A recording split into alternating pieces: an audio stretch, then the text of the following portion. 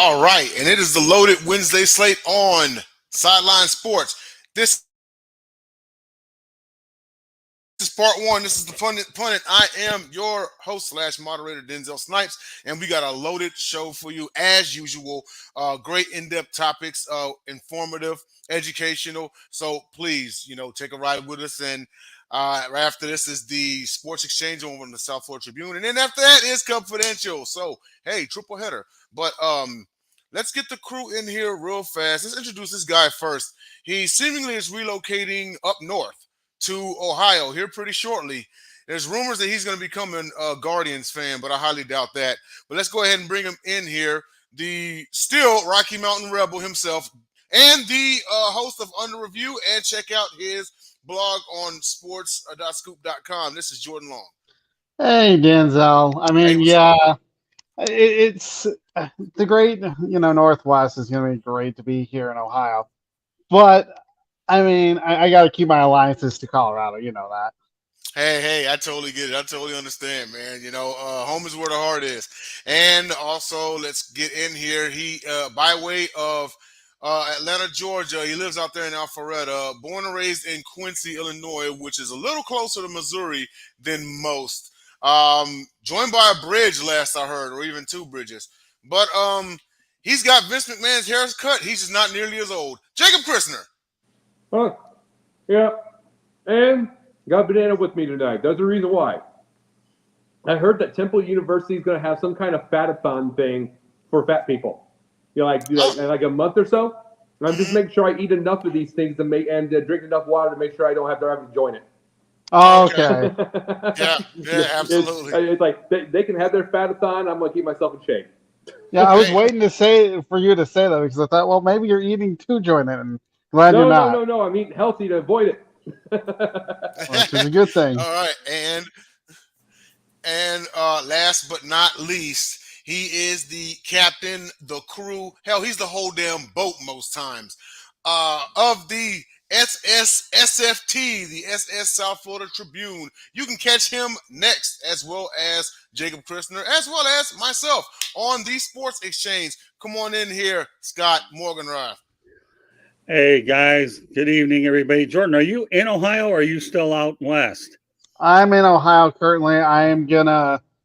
I mean, the plan is that I'm gonna move at Labor Day weekend to Ohio. I mean, geez, you missed a great show on baseball with K.R. Lombardia yesterday. He asked about you, and you weren't there. I said, well, he couldn't make it, so we had to make the best of the group we had. But K.R. Lombardia remembers you. I'm telling you. But good to be on tonight, doubleheader, and, of course, adjusting to new media is progressing real well. There are some chapters that are taking a long time, and there are others will be a little bit shorter. But and the Detroit Tigers are in town against our Marlins. I don't know how many games they're going to get to this week. We'll see what happens. So you're going to be working on Labor Day, basically moving. You'll be working on Labor Day. Pretty much, yes. I mean, that's not the idea. No, I know. You're supposed to relax, but hey, right. It is what it is. Yeah, well, before we get started, just want to remind everybody that if you are watching us on YouTube, to hit that like and subscribe button, and also feel free to engage in the comments. Like and subscribe Sideline Sports because it's more than just us.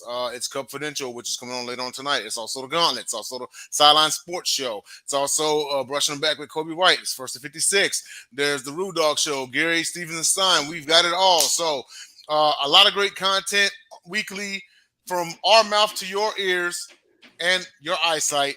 So like and subscribe Sideline Sports. You also can catch us on Facebook. Follow us on Facebook, YouTube, DBTV, and Stream TV, as well as LinkedIn.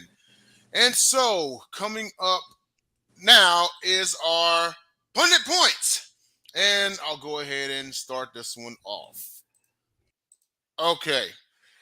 So, and this is semi-disturbing. Okay, it's just outright disturbing to mention, but it has to get said because there's a reason why the phrase says this is why we can't have nice things.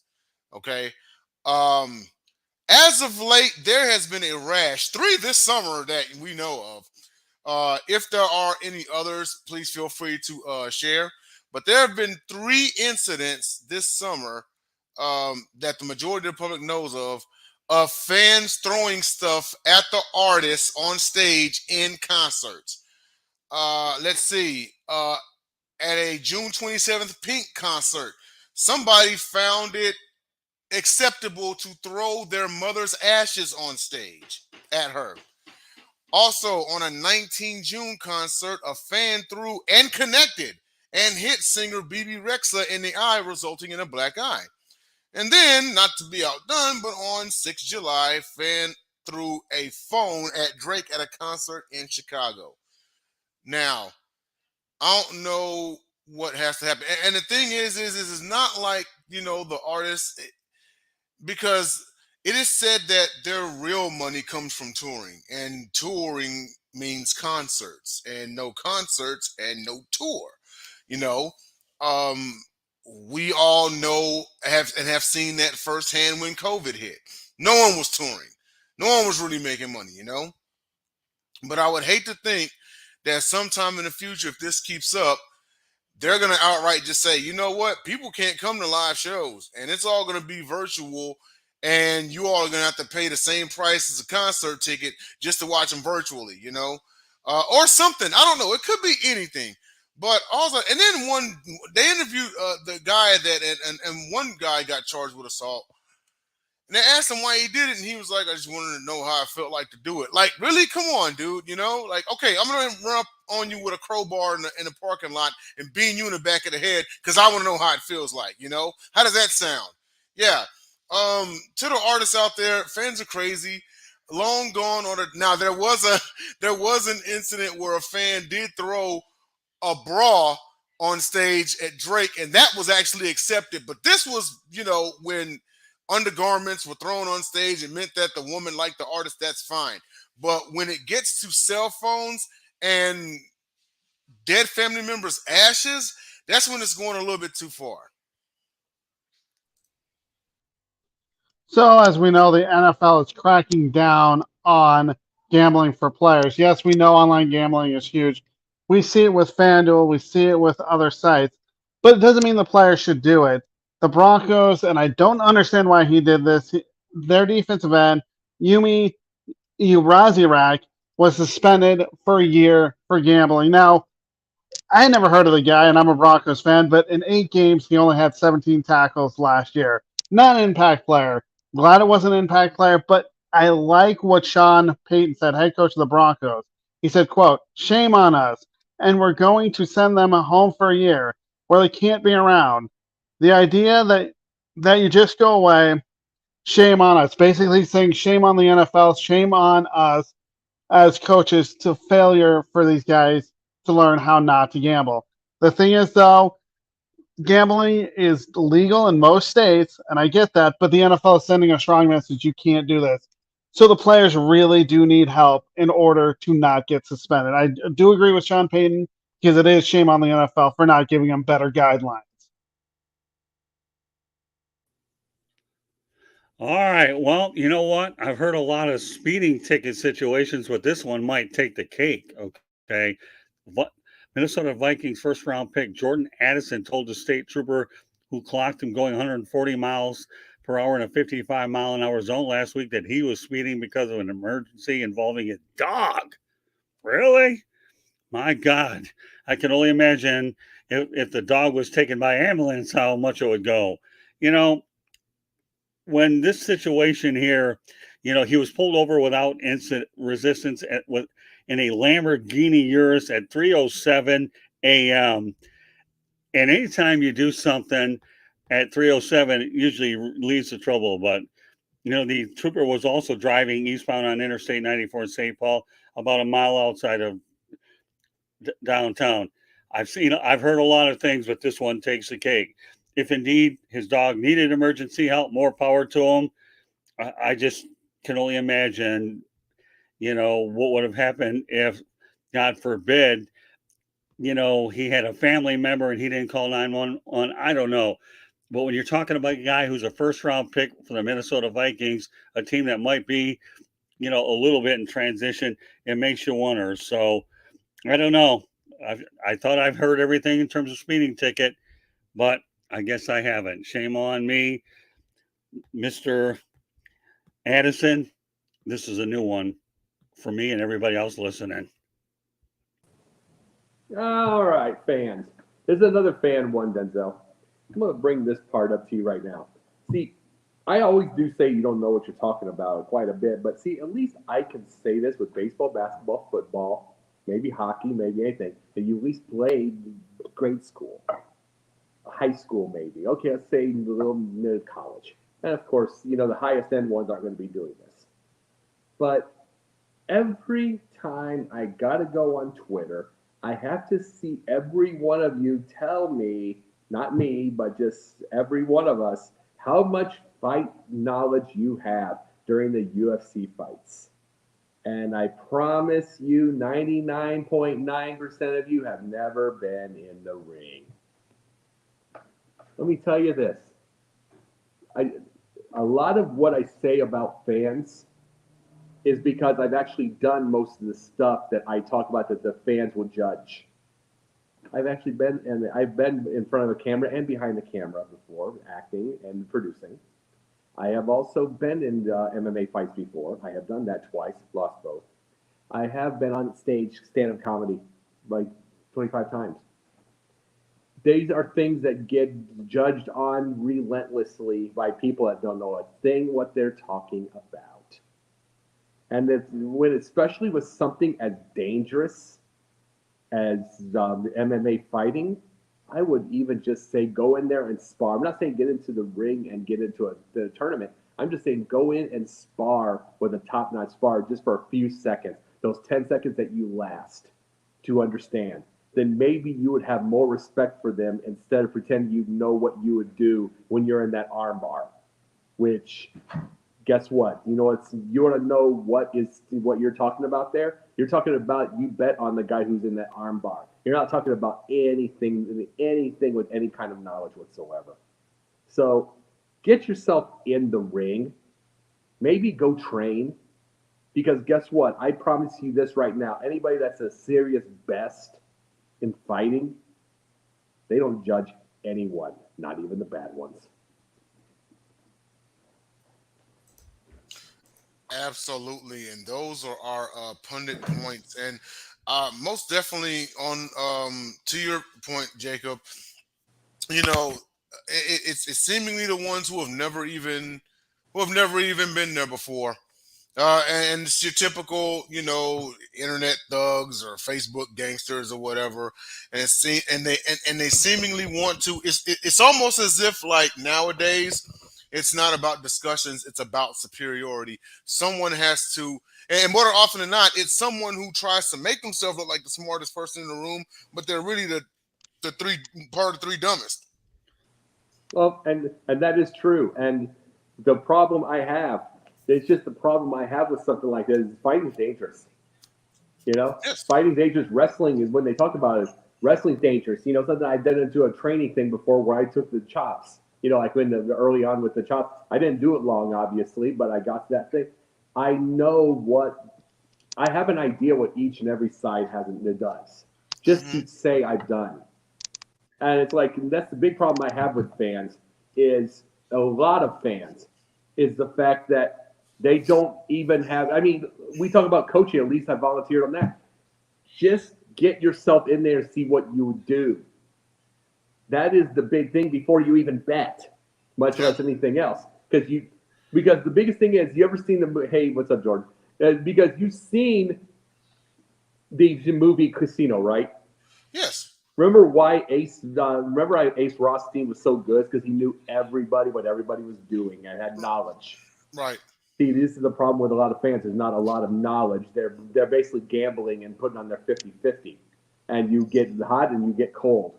And then they get screaming and hollering and saying this is what they do and how you suck.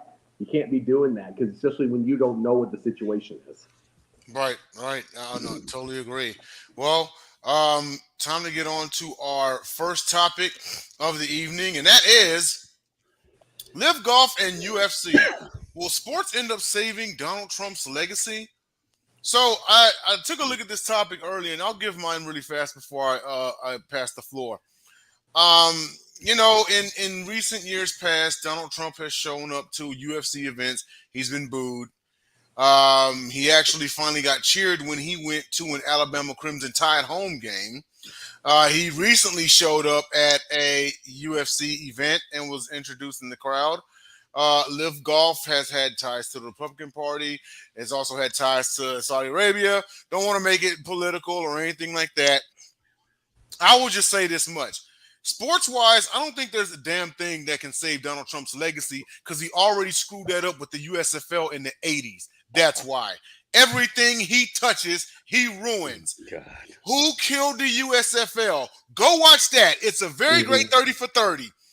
This man got all the owners to put in on an antitrust lawsuit. They won, but it bankrupted the league. A league because he wanted to own an NFL team. And Roselle said, "No, we're not touching you. You are barred. Me and any of my successors, you are barred from the NFL." So, me personally, I think that ship has long sailed. But I want to pass it to Jordan and get your thoughts about this. You know, Denzel. Before Jordan goes on, though, I have some real strong opinions on this because I lived it back in 1983 with this guy. Nice. What a Jordan topic tonight. Jordan, and then we'll move it to Scott and Jacob. Go ahead, man. I never saw the documentary you're talking about, but I do know he definitely ruined the USFL. I don't want to get too political, but I definitely think if you look at his sports legacy, that definitely hurt it. Of course, we know about his presidential legacy. I'm not going to get into that. But, I mean, the guy was cheered at the UFC event, which I get it. People like him. Some people don't. But the truth of the matter is you killed a league. Not many people can say that, even though that he wanted, like you were saying, he wanted a NFL franchise. He's never going to get it. Yes, he has the money, or did have the money at the time, but he's not going to get it. The thing is, though, I don't think this will end up saving his legacy at all. It's already tarnished anyway. Yeah, pretty much so. When you kind of have. By the way, Jordan, you're frozen. You may want to leave and come back in. But yeah, it's one of those things where you just don't let him near anything. He's the guy that you say, all right, if you're gonna come in here, like, don't touch nothing. All right, but I want to move it over to. Actually, I'm gonna move it to Jacob. Then I'll move it to Scott because Scott, I know he's loaded. Yeah, this segment will be a lot longer with me, so go ahead and get Jacob to do it. Yeah, I'm going to get Jacob's real fast, and then we'll pass it on to Scott. Go ahead, Jacob. Well, one of the biggest things I brought that up for was because Donald Trump ruined the USFL. This is correct. He also essentially saved UFC. I'll give this story real fast. UFC, because of John McCain, could not get a play outside of like Puerto Rico, Japan, any of those places. They could not get a place outside of some little bitty armory in like Iowa, maybe all that kind of stuff. I mean, they literally would book a place and then it would be shut down because out of threats from John McCain and everybody else. Don't have the UFC there. They're trying to shut it down. The reason McCain and Trump started fighting in the first place because McCain was asking Trump to shut it down on the thing when he said it to it, and Trump's like, no. So Trump put 3 or 4 straight UFC events in his place, and it basically saved the UFC. So he put it on that thing. So he essentially helped save that. And he did ruin the USFL. The thing about Trump, and this is the thing, his shelf life and everything he does is 4 years. Every time. Here's the thing. For the initial first real estate, 4 years. Then it would start to have a fade. So guess what? He goes to casinos. That goes about 4 years. Then he gets his. Then he goes into bankruptcy. Then he gets his comeback, and then he gets real estate. Then little by little, and guess what? Hollywood. Then Hollywood with his shows. That was about 4 years. Then guess what? Politics. 4 years. And who knows if he has a second run? That would be 4 years because that would be his only other chance. You know what I'm saying? Right. That'd be his only other chance. And the 4 years thing comes with comebacks too. So it's like that. 4 years is it before he runs himself loose. He's too arrogant to ever have a thing and too inconsistent. But at the same time, the reason I said about this, because he made 250. He said, I was reading up on this in Sportico. He made $237 million from his courses last year from LIV Golf. and from his tournaments and from the from all the membership fees and everything like that. And then he's had two straight events that, guess what? Dana White loves Trump because he did save it. So, and then he got those, and then guess what? You've got all those fighters. You got all those fighters that went up to him and love him. John Jones, I believe, went up to him. All those, it's like you got to wonder if sports by itself, because he has people that hate him, but you have to wonder if the sports by itself will do the Jason Aldean that just won't care. That's what I meant by that. It's like he made money off of that thing. That was the only place he made money outside of politics was sports. Everything else, he's lost money this year. Yeah, absolutely. And now, Scotty Too Hottie, it's on you. The floor is yours. Oh, where do I start? Oh, my goodness. July 4th just came here on July 26th. My goodness. All right, well, where do I start? Well, let's get the UFC out of the way, okay? I think UFC is called human cockfighting, and I don't really give a darn about it. I remember going to Louisiana a while back and used to see birds fight, and that reminded, they fight in these things called cages, you know what I mean? I don't know if they're octagons or any of that business, but it's called human cockfighting. Never cared for it. The only thing I ever cared about in UFC was I did have a chance to meet up with Chuck Liddell in Miami for a Super Bowl. Took a picture with him. Good. That's the only thing I can say good about the UFC. Now, we all know that Dana White's a shrewd business person. There's no doubt about that. He built this mega tross or whatever you want to call it into something that people pay attention on the heels that when boxing is dying and trying to get revived. I've always been a big person and proponent of boxing anyways. I can tell you all the photos I've had through the years, and to me, those were thrills like you wouldn't believe. So, yeah, for Trump and White to get along, yeah, what would you expect, okay? Whatever. Let's go back to the Rocky movie, okay, with Drago. Whatever Drago hits, he destroys, right? Remember that? I don't know if my Russian stuff is very good, but you get the drill, okay? And no, I haven't had that much caffeine today, I promise you, okay, because I had some blood work done, okay? And I don't need it tonight either. I got a lot to do. So let's carry this bad boy over to the USFL. The only thing I'm surprised with Donald Trump was that he didn't bring Herschel Walker in to be on his cabinet, because after all, Herschel Walker was his prize running back for the Generals, right? So why not have Herschel Walker in the cabinet? Now, didn't Herschel Walker try to run for office in Georgia recently? Yeah, it's lost. Yeah, it didn't quite work out, did it? Yeah. So now, let's go back to that famous day when I was covering the USFL championship game featuring the Arizona Wranglers and I believe the Philadelphia Stars. And my goodness, okay, Donald Trump invited me, and 3 or 4 other people up to his hotel and told us all about the direction that he wanted to take it. I said, oh my goodness. How do I go out there and spell WFL, World Football League, that failed back in the 70s, okay, that tried to compete? They were going out there and playing like the Michigan entry. The Detroit Wheels were playing at Eastern Michigan Stadium. My goodness, a far cry from what we were doing, and went bankrupt by the end of the year. But the one guy that I really felt bad for, and it was just too bad that he had gotten sick, was a guy by the name of John Bassett. If you're familiar with the Bassett name, his daughter, Carlene Bassett, was a tennis player and a pretty good one. John could not fight against Trump because he was dying of cancer. He begged the rest of his people to go out there and don't do it. But he did anyways, okay? And as a result, there was another guy that worked with Bassett named Stephen Arkey who committed suicide. Suicide. And he was with the Tampa Bay Bandits. So you think of this so-called settlement of $3 that became $1, and it obviously, to me, is the biggest joke on the planet. But remember, though, while it became $1, when he tried to buy the Buffalo Bills for cash money, how well did that work out? None. So when we put the things in perspective, I guess the only way I can say it, whatever Donald Trump does, he destroys, okay?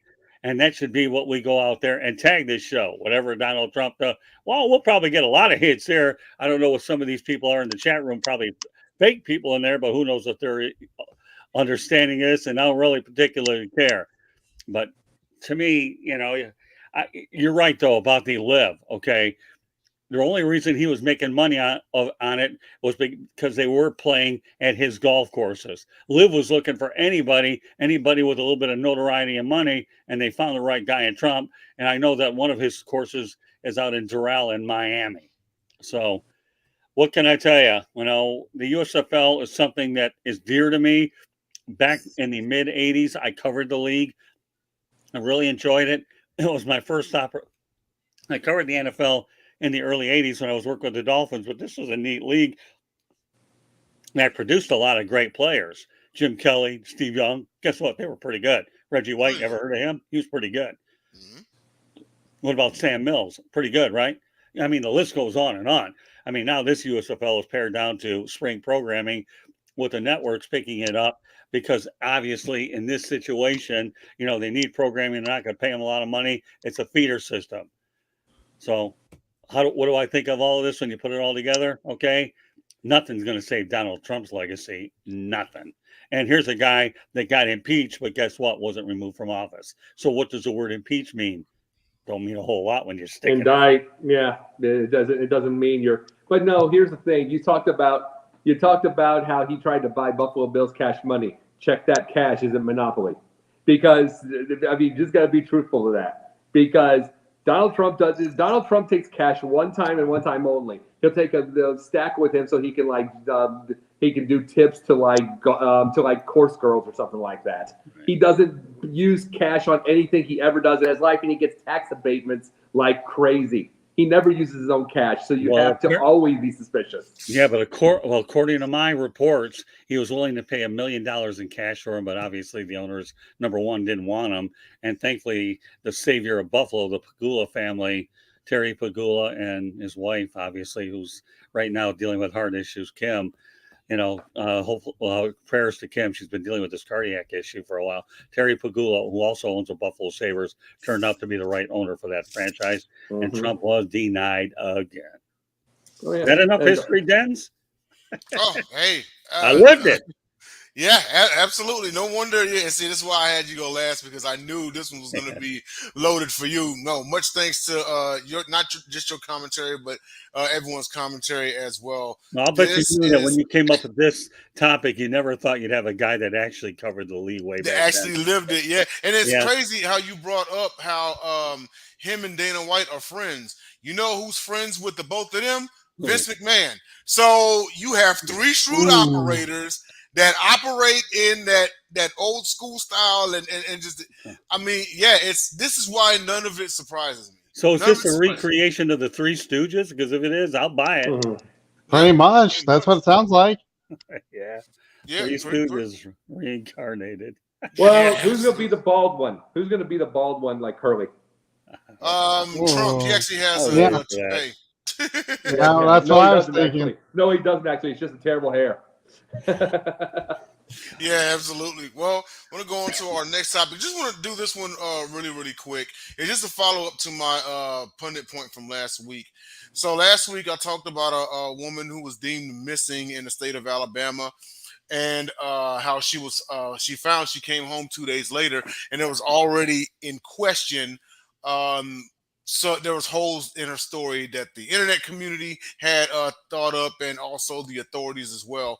Well, as it turns out, it was a hoax. She openly admitted to her attorneys that she made the entire thing up.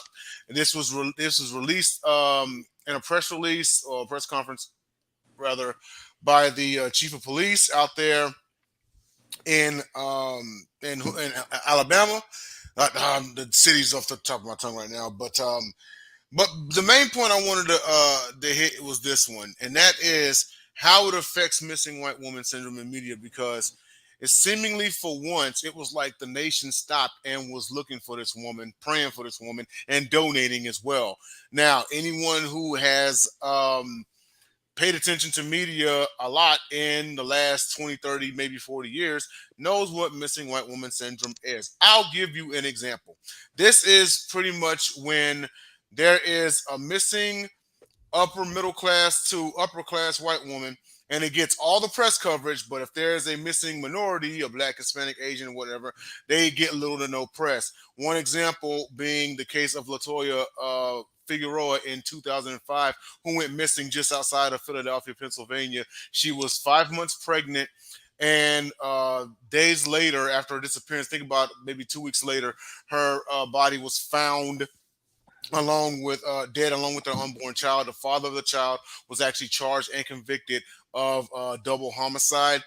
And that got little or no press coverage because at the exact same time, Natalie Holloway was missing, and that got all of the rage. You couldn't even turn on ESPN without seeing Natalie Holloway, you know.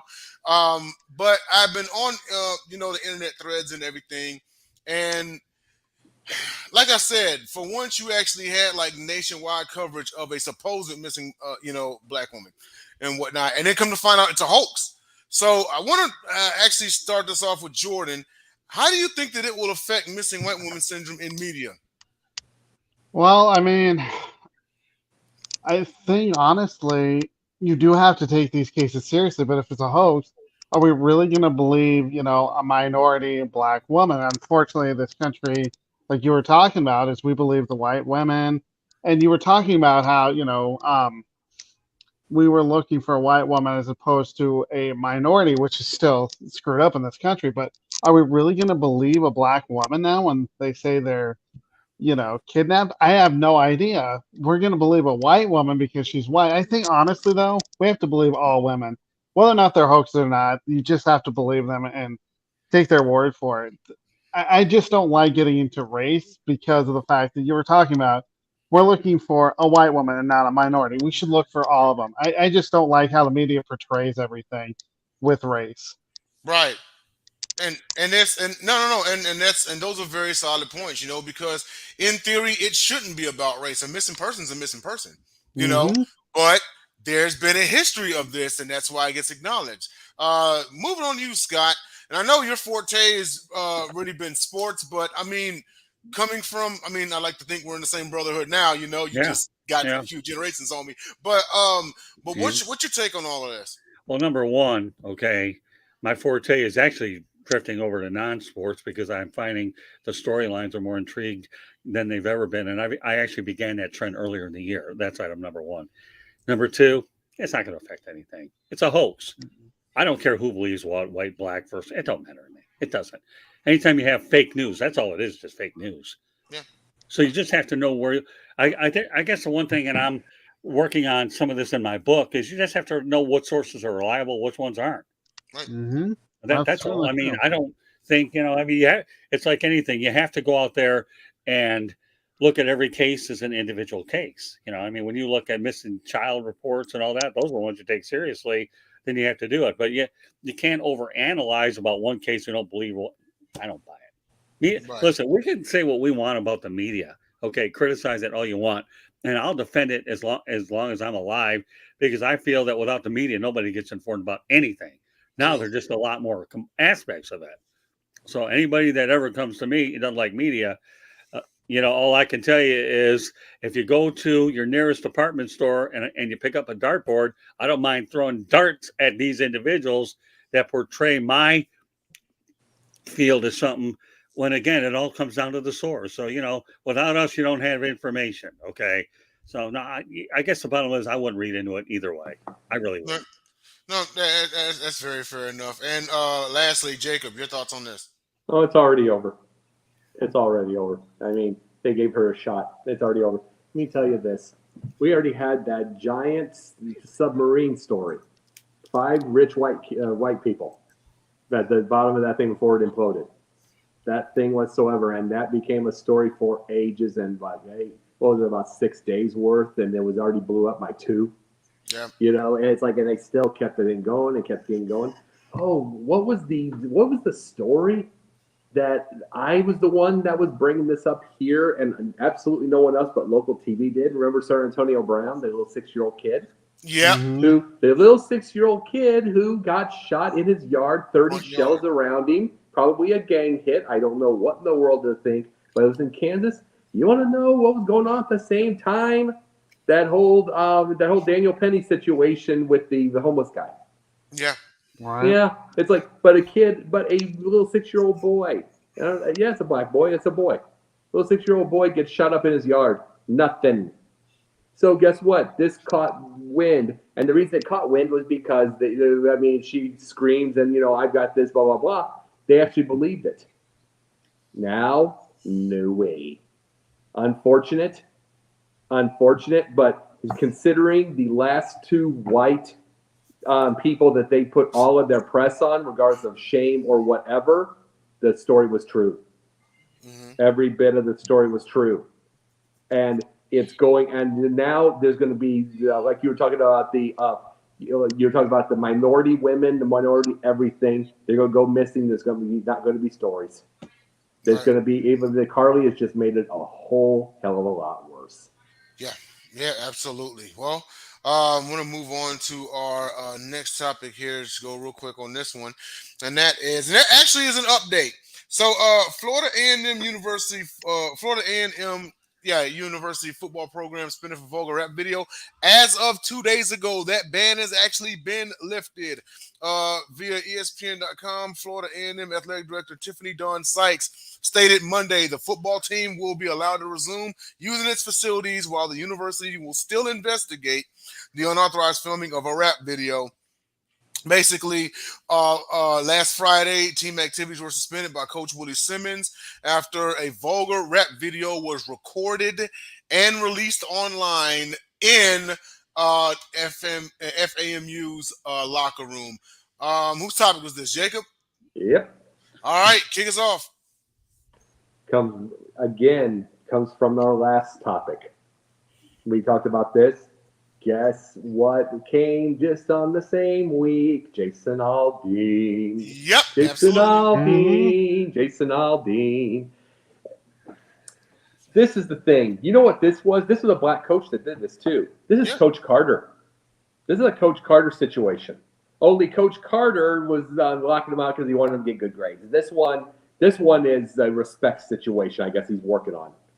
But the biggest thing about all of this kind of stuff, it's the fact that as far as the music thing goes, it's like truthfully, it is the music. It's all cultural.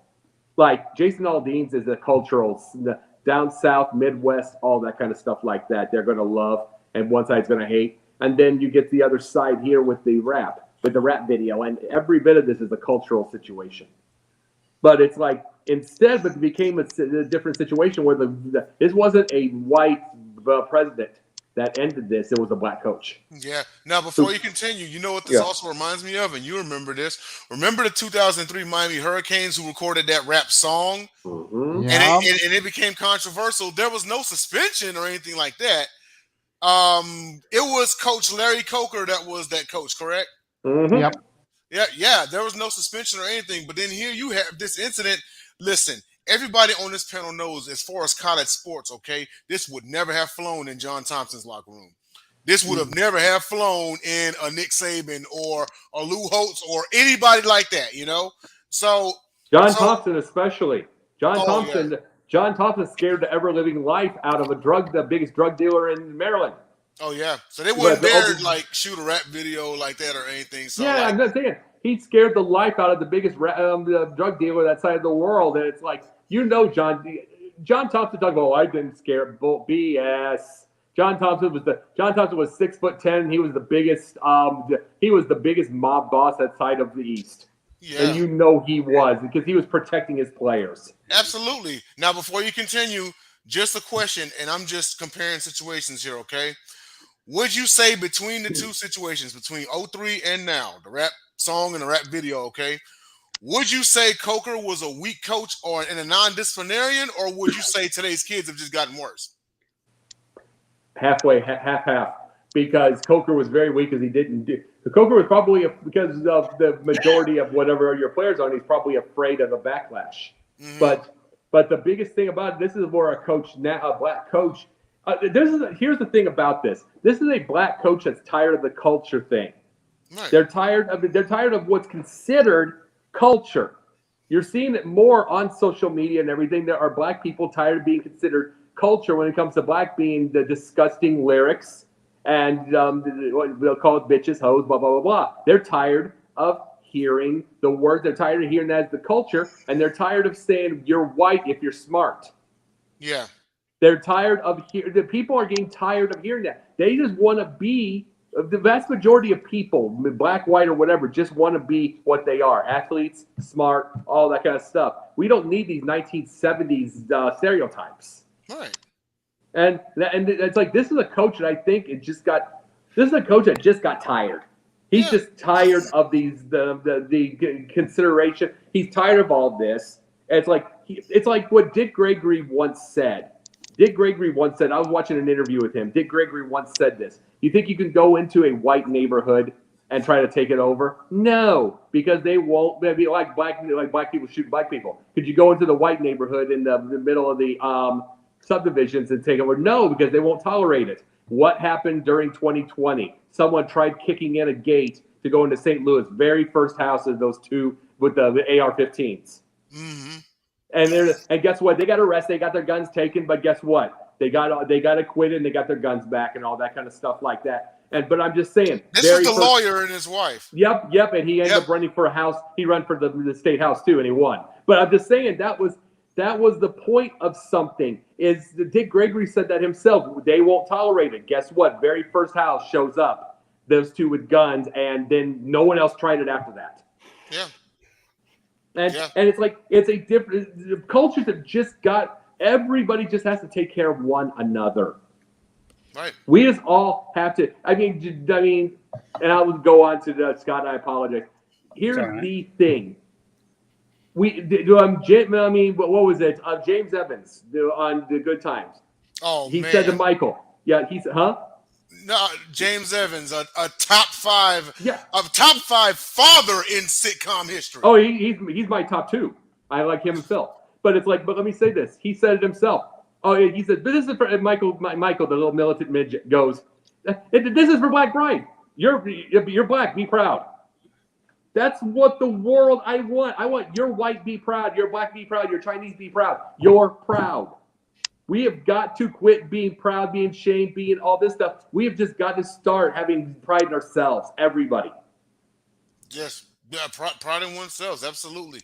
And Jordan, your thoughts about this whole thing, and you know, you think about the rap video from back then, and it's just crazy how like things just kind of go. Because I mean, like, what's next, right? Is it going to be like an unauthorized concert off campus or something?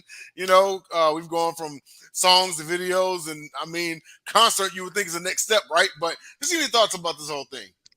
I honestly am really confused how the rapper even got access to the Florida A&M football facilities, because I would think you would need to go through the proper channels. I mean, of course, if they went through the proper channels, this wouldn't have been a big story. But the fact of the matter is this rapper got there, you know, without permission. And that's where, did a player bring him in, or who brought him in? I'm glad like they shut down the program for a little bit to investigate. Now, you know, it's back to normal, but still, I have to wonder who let him in, because I would think it'd be hard to get into a practice facility unless a student had brought him in, especially a major program like that. I know for me, example, at a Division II school, it's a lot easier where I went to, you know, get in with unauthorized, you know, permission, but here it's a lot harder. So I just wonder where the security and where it broke down. No, that's actually a great point. It's like, you know, how did they even get in there in the first place? Did they know somebody that sneaked them in, or what was going on? But lastly, I want to round this up with Scott and your thoughts about this. And I know that you've covered your share of college sports throughout the years. I know you've never seen anything quite like this. Well, let's break down point number one. FAMU is an HBC school, is that correct? Yes. Okay. So do you think they're going to have enough staff there to really enforce anything? Because obviously they're a lower budget anyways operation. Is that right? I believe. Very true. So let's talk about money and lack of personnel to do what you guys are talking about, right? Mhm. Now, let's go back to the University of Miami situation back in 2003. Social media wasn't as prevalent then as it is now. Now, talk about Larry Coker. He won a national championship, but guess what? He inherited I believe Butch Davis's players. And as a result, he won with them when Butch Davis took the Cleveland Browns job. Mm-hmm.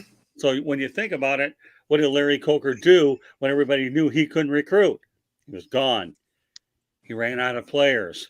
What did Yeah. he end up doing later on down the line? Started the University of Texas San Antonio program from scratch and didn't stay there a whole lot. I do want to add one point before you continue, because you said that there was no social media back then, right? Well, there wasn't. It wasn't as big as what I said. It wasn't as big, but it's still widespread because they were the Miami Hurricanes. Well, if this that's was the true. University of Montana, no one would care. That's true. If this was the University of Tacoma, no one would care. But because it was the Hurricanes, that's why it blew up. Oh, yeah, no. Hey, no debating. I work with the Hurricanes. I know about the U. I don't even, is that how to do it? I don't even know. And yet I'm covering the school. And the U was the first university I covered back in the Howard Schnellenberger days. But social media is more prevalent now than it ever has been. We all know it.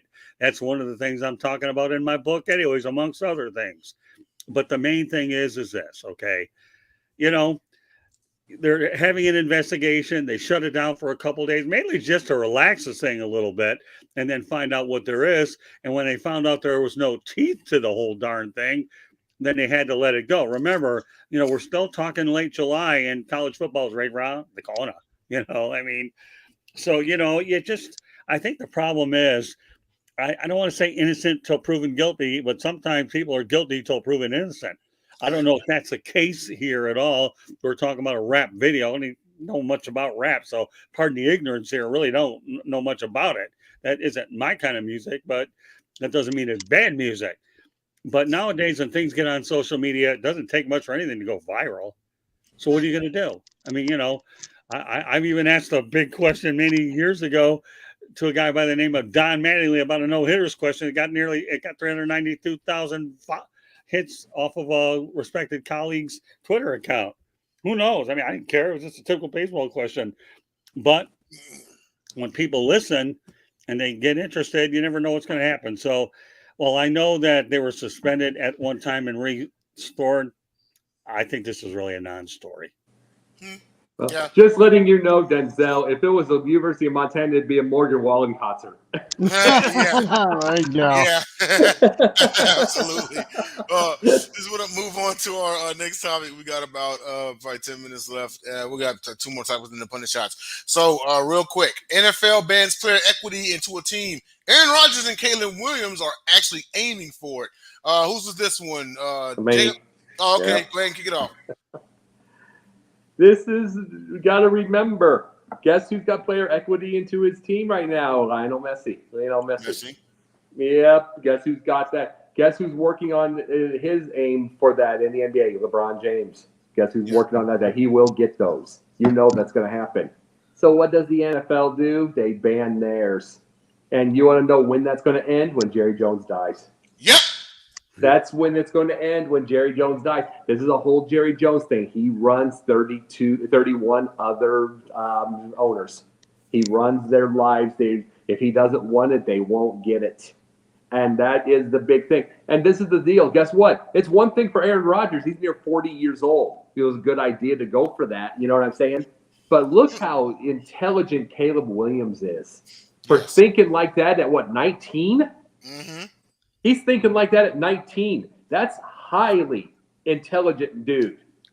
And he's also got a little bit of motivation, some hardware that he won last December. Yeah, but I'm saying that's an intelligent mindset for a kid that age. Yeah. That he was wanting to aim for, equity in the team for his deal, for his first rookie deal. Which, guess what? Jerry Jones dies. That's next. That's going to be next. It's like, who's going to be first? I mean, when does Jerry Jones die? I mean, that is the thing. Who's first when Jerry Jones goes? If it would be in a few months and he has a heart attack, it's Caleb Williams. And then it's Drake May and everybody else if that would happen there. But it's going to be the next ones up. And it's like, truthfully, we're looking at, you want to know what we're looking at right now? Patrick Mahomes already has stock in like 2 or 3 different teams in other sports. Right. He has it in the soccer and everything like that. You know, Justin Fields is going to do it. Yep. Regardless of if he's in Chicago or he goes elsewhere, because he'll be a star elsewhere. Mm-hmm. Even if he doesn't stay in Chicago or he does stay in Chicago, he'll be a star elsewhere. So the next one, he will be the one because he's very smart. That kind of stuff will happen there. The all that kind of stuff. You're going to see, that's going to be the next part of it. Just watch. I'm just going to call it right now. It's the Jerry Jones death watch. Then we're going to see real changes. Yep. Yeah, absolutely. Real quick, Jordan, your thoughts about this whole thing? I understand what the players want. They want to have a little bit of a stake in their teams, especially, a lot of these players, once they're retired, they don't have a whole lot to do after football. But the thing is that I look at it is, especially in Caleb Williams's, eyes, how many teams are you really going to play for? Do you want to stake in every single team? That's why I think the NFL is like, we can't have this because, especially if Caleb Williams plays for a couple of teams, does he want ownership stake in that? It just doesn't make sense. I get doing it in other sports like Patrick Mahomes has done, but doing it in your own team doesn't make sense. But I do agree with Jacob that once Jerry Jones dies, things are definitely going to change in the NFL. Right. I mean, it's crazy because I mean, let's face it, okay? Like, it's arguable that he's the best businessman in the NFL. Seemingly, that's the bar. The standard is like him, Mm-hmm. So it is essentially a ticking clock, if you will. I want to switch it over to Scott. By the way, Jacob, after this, we may have to go right to Pundit shots because we got okay. It's fine. That's fine. Scott, and then we'll move to SAG the next week. Yeah. All right, Scotty, on you, man. All right. Well, Aaron Rodgers did have equity in the team. It was the Chicago Bears. The problem is he left he ended up leaving. I have to laugh. Division. And the Lions in the pack too. So no, he had it, but he gave it up when he signed with the New York Jets. So he decided to give up Arlington and hang out at the Empire State Building. No big deal. If that isn't good enough, why don't you go over to the Bronx, Aaron? Because I don't know who you're going to own in that division because nobody's really yet seeing. They're all looking to knock you on your BACK. Okay, item number one. I want to find out from the panel here what classes are Caleb Williams taking. I hope right now, if he's thinking between now and doing all this, he better be taking a lot of good business classes because you better be able to know how you're going to aim for what team you're going to do. Now, maybe if you're lucky, you'll follow Dwayne Wade and maybe own a WNBA team. Maybe you will find an MLS team that doesn't have Messi on it. Okay, and you might be able to afford that. Of course, all the 2 teams in LA are taken care of, so you can't go for pickleball. Yeah, well, everybody's buying that. I mean, but just make sure you have some good doctors, and you better make sure you have a caretaker for what goes up, goes down, and you better have good Blue Cross Blue Shield coverage because you're going to need it. Although I don't plan to play it because my wife has enough things to deal with me keeping me on my feet. Although she might consider taking out an insurance policy on my throat. So the reality is, okay. Go ahead, Caleb. WNBA, MLS are looking for you. You're not going to be able to afford MLB because these guys are like billionaires and pay a lot of money. You think you're going to afford the NBA? No, not really. And if you want some interesting NBA stuff, join us on the Sports Exchange tonight. I got some of that. The NHL, well, you might be able to buy that. You might even be able to buy a Canadian team at low cost. Go north of the border. Hockey might be a good investment for you. But don't hold your breath, kid. Take some good business classes, and hopefully you won't fall into that other hoax situation, and this won't be fake news. Hey, there you go. All right, we got a few minutes left, so we're going to close it out with our pundit shots, and I'll go ahead and go first on this one. So, last night at Oracle Park, Giants fans were in unison with A's fans in chanting to A's ownership to sell the team. So now it has gone to DEFCON 2, stage 2 of the madness. When you have rivals that have united in essentially a Unite the Bay, in it's basically, justice for A's and A's fans. This is reminiscent of Steelers fans who were in semi-protest of Art Modell selling the Browns back in 1996, saying that it would mess up the rivalry and such. there are just some things that are bigger than rivalries, and this is absolutely one of them. Anytime that hated rivals can come together for a cause, I'm all for it. Well, the University of Colorado looks like I've heard reports that they're going to either rejoin the Big 12 or they're in talks. Honestly, they shouldn't have left the Big 12 for the Pac 12. The last time they were in the Pac or the Big 10, Big 12, I should say, was in 2010. And honestly, that's the conference they should have stayed. They thought the Pac 12 would give them more exposure and more TV money. Well, that's not the case. The Pac 12 is going down.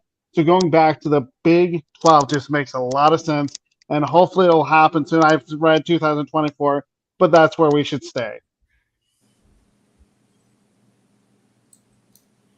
All right. Well, my pundit shot goes to a young lady who happens to be the manager of the Tampa Tarpons. Her name is Rachel Balkovic. Okay, you have a young 35-year-old woman managing a professional sports team. First of all, I'd like to know how she got the job. I know she's only been in baseball for 12 years. I made an attempt to reach out to the Tarpons people to try to get an interview with her, and she declined my request. Doesn't matter. Couldn't get out there in Tampa. How did it work out? I went to Key West with my lovely wife, Candy. Beautiful stuff. I was going to consider another attempt in Lakeland, but home of the Flying Tigers. She obviously wasn't interested in doing it, but I'm going to tell you what. Many, many years ago, I interviewed Sarah Fisher in IndyCars, and Sarah Fisher was one of the most pleasant young ladies I have ever seen in my life and loved. And I enjoyed my interview with her because she wanted to promote motorsports amongst women. Rachel Balkovic blew a good opportunity with me to promote women's sports for other females to be able to get coaching and managerial situations. We have a great one down here in Miami named Kim Ng, and the Marlins also hired a woman for their chief operating officer. Kim has done a great job. I root for success with Kim Ng because if she succeeds, more women will have the opportunity to be able to play roles in front office positions. But Rachel, you blew it. And to be honest with you, I doubt I would even want to talk to you. I might introduce myself to you when I go to Lakeland sometime in September. Rachel, nice meeting you. And you know what? I found another female individual far better that will do a lot more for opportunities than you will. But thank you very much, and goodbye. All right, this is a little thing for our last topic. This is the thing to the athletes out there. We bring up Caleb Williams and coming up with that. Whether it's him or his agents or managers or whatever coming up with the idea, it's still a brilliant idea. Understand this, athletes, be high school, be college, even if you're back in the AAU right now and you're thinking of all those millions. This isn't the 1980s and 1990s versions of the millions of dollars. This isn't where Larry Bird and Magic Johnson made a combined $3 million a year in '86. This isn't that. The cash doesn't last as long. It doesn't do anything. Cash is nothing anymore. Everything is assets. Everything. It is getting equity shares of teams. It is trying to become good at real estate. It is learning your businesses. It started with Junior Bridgman. It just goes to Michael Jordan. It keeps it going on and on. Think and understand this, because there are a lot of athletes that came from poor backgrounds that don't and remember this part. There's a lot of schools that don't teach proper economics, and they do not teach proper things in schools. They don't. So a lot of these athletes do not know. So understand this. Cash doesn't last long. You can go broke in a hurry if you get the wrong thing. You got to use your head, go after the equity, go after assets, go after everything, and let them cash be the bonus. All right, and those are our pundit shots, and that does it for the Pundit's Pundit for this week. Thanks to everybody for tuning in. Now, you can catch us on Twitter also, South Florida Tribune.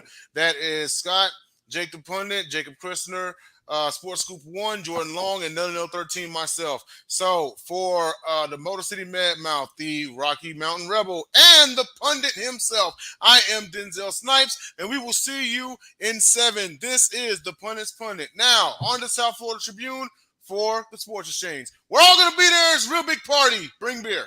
You know it.